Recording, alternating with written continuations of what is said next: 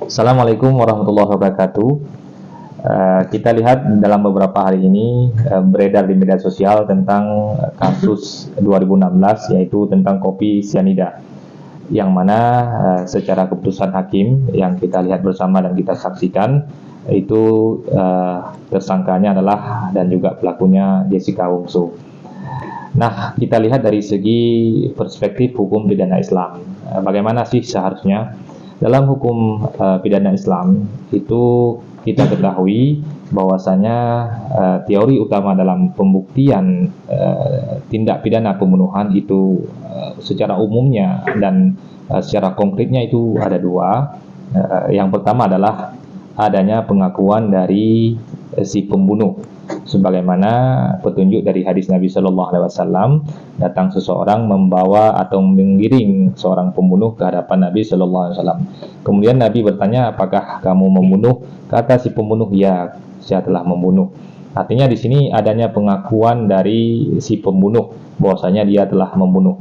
Nah, ini ikrar. Yang pertama adalah pengakuan dari si pembunuh. Dan Jessica Wongso itu dia tidak, sampai sekarang yang saya ketahui dia belum mengakui dan tidak mengakui, dan katanya dia tidak akan pernah mengakui karena dia tidak pernah melakukan pembunuhan tersebut atau tidak pernah menaruh racun di dalam kopi sianida. Ya.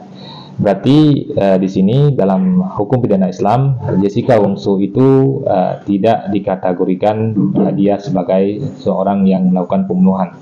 Kenapa? Karena dia tidak mengakui sampai sekarang, dan katanya dia tidak akan pernah mengakui karena dia tidak melakukannya menurutnya. Kemudian yang kedua adalah adanya dua orang saksi yang melihat, yaitu laki-laki, dua orang saksi laki-laki yang adil. Sebagaimana juga dari petunjuk dari hadis Nabi Sallallahu Alaihi Wasallam, ada datang keluarga korban menghadap Nabi, yaitu sahabat Ansar, terbunuh di Khaybar. Kemudian Nabi mengatakan, hadirkanlah dua orang saksi.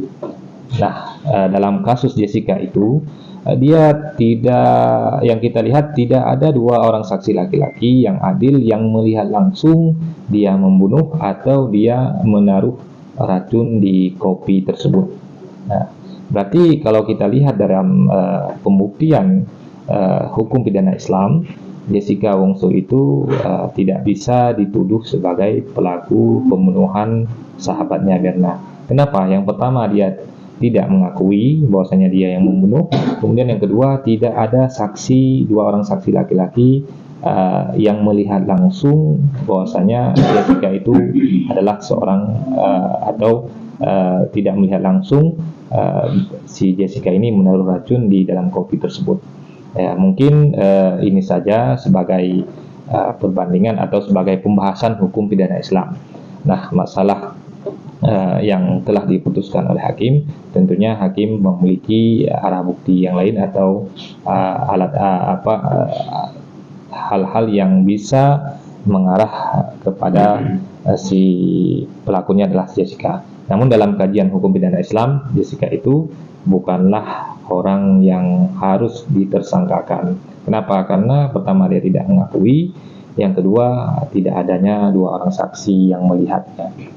Terima kasih. Assalamualaikum warahmatullahi wabarakatuh.